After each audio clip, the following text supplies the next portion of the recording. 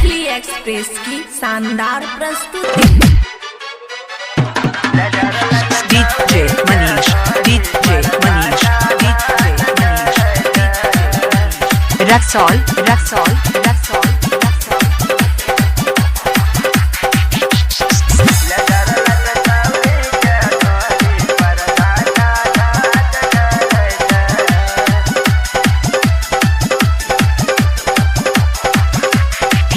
जब डीजे रे दमकई नाचैले छौरी बमकई। जब डीजे रे दमकई नाचैले छौरी बमकई। गाना टॉप बाजै छै रे गाना टॉप बाजै छै।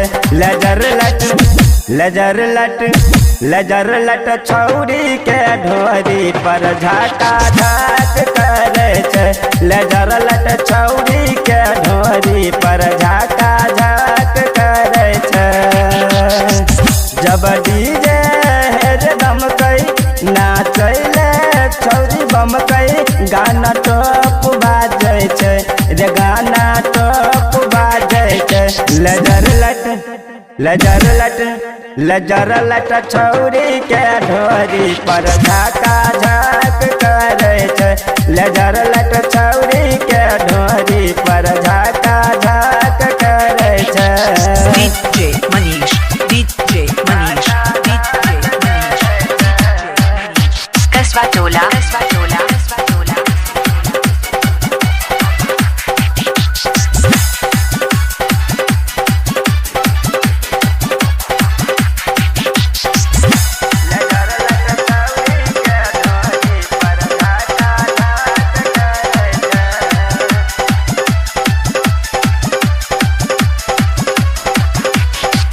भाड़ा पर अइले डीजे जल्दी जनरेटर चलावे।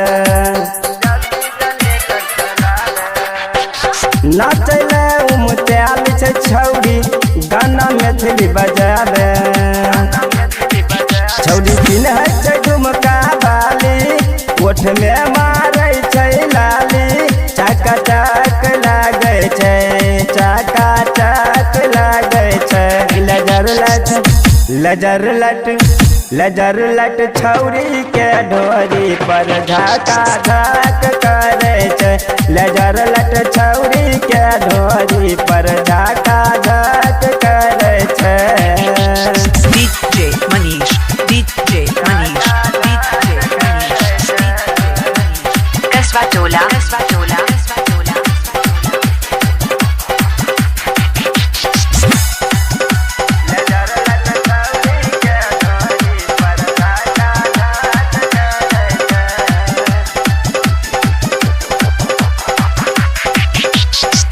रकसा कोहबरवा के छौरा गाबै छै फिल्मी गाना।